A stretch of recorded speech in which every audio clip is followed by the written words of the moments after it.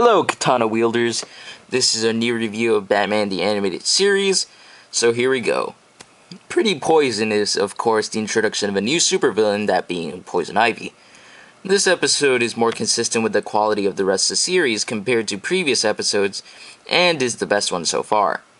Pretty Poison begins with a flashback where Harvey Dent has sponsored the building of Stonegate Penitentiary to help make a better, safer Gotham, quote.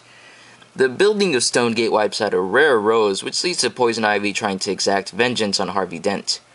After the flashback, there's a great scene where Batman apprehends an escapee from Stonegate, as Harvey's on a date with Pamela Isley at the Rose Cafe, and telling her about Bruce as he's seen in a more public light. As Batman takes down the prisoner, we get a memorable line, "I'm your worst nightmare."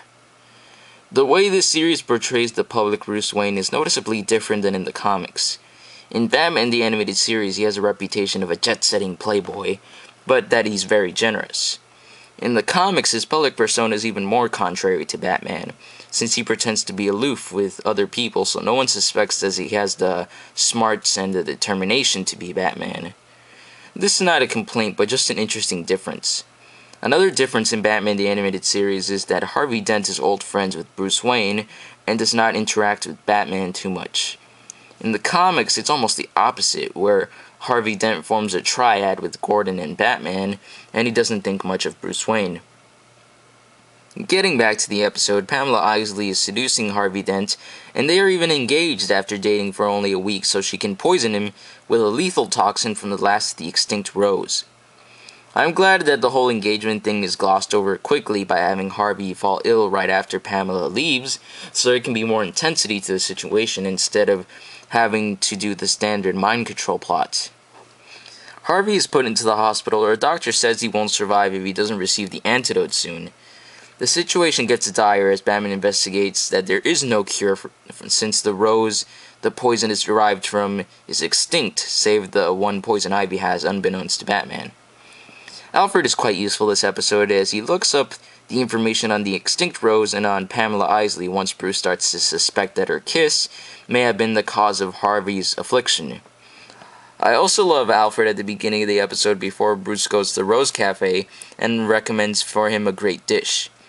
Even as things are getting bad, there's a superb touch of comedy as Bullock interrogates the workers at the Rose Cafe as the scene cuts directly to him shouting at the chef, "So what did you put in this mousse?" Batman goes to confront Pamela when her mutated plants capture him, and she reveals her villain persona, Poison Ivy.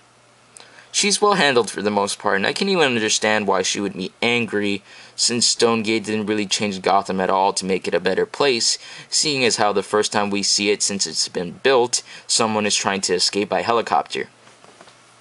I found Poison Ivy to be more fun to watch than Scarecrow and Nothing to Fear, since she has more of a personality, but since it's also interesting that in recent years, Poison Ivy has evolved since her appearance in this episode, and has become more in union with her plants than in this episode, where she has an obsession with them. She has almost become a plant-type creature herself, now having green skin. Anyway, the voice actress Diane Pershing does a good job with the role of Poison Ivy, though in parts of her speech at Batman she sounds a bit new to voice acting, and a few lines are delivered poorly, especially when Poison Ivy gets mad. That being said, in later episodes Diane Pershing sounds more confident in the role, and the voice is perfected. One small complaint I have with Poison Ivy in this episode is that she seems to care a lot about that last rose. She even has it in her cell in prison and refers to it as her baby. I would expect her to have it, but in later episodes it's nowhere to be found, and the rose is never even mentioned again. This is not important as a standalone episode, but Poison Ivy made such a big deal out of it, I'd expect her to hang on to it. Batman is also poisoned by her kiss. He fights her mutated flytrap and her, which leads to the garden inadvertently catching fire. Batman exploits Poison Ivy's weakness by bargaining the rose for the antidote, which he uses to save Harvey Dent. This is a very engaging episode since Batman has to save someone that is one of his oldest friends, which raises the stakes. The ticking time bomb is a great device for a story, which really gets the viewer invested in the plot points. Pretty Poison takes place over a short time span of one night. an assumption based on the fact that Batman apprehends the escapee we never see the daytime. Thinking about it, Batman has had a very busy night, stopping a jailbreak, going to dinner, going to the hospital, investigating the poison, investigating Pamela Isley, apprehending Poison Ivy, and taking the cure to the hospital. This episode is extremely well animated. The first half of the episode doesn't look so special, but the second half, once Batman arrives at Poison Ivy's hideout, looks spectacular, where Batman and Poison Ivy are drawn great. The animation, especially on the mutated Flytrap, is fluid, and the final action sequence is very well executed.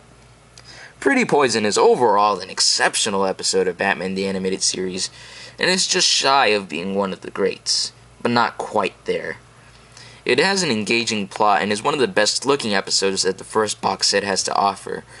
It is my favorite of the episodes I reviewed up to now, so I give Pretty Poison the just shy of perfect score, which is a 4.5 out of 5.